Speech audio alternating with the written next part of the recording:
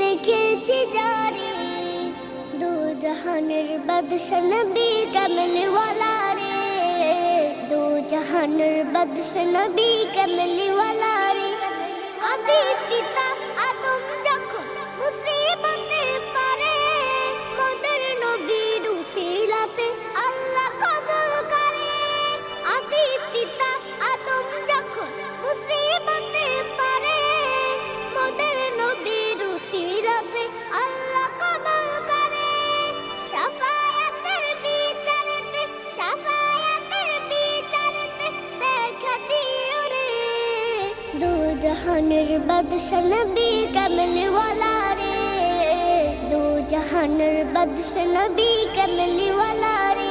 আমার মনের ঘরেতে রেখেছি জারি দু জাহানের বাদশা নবী কামলি ওয়ালা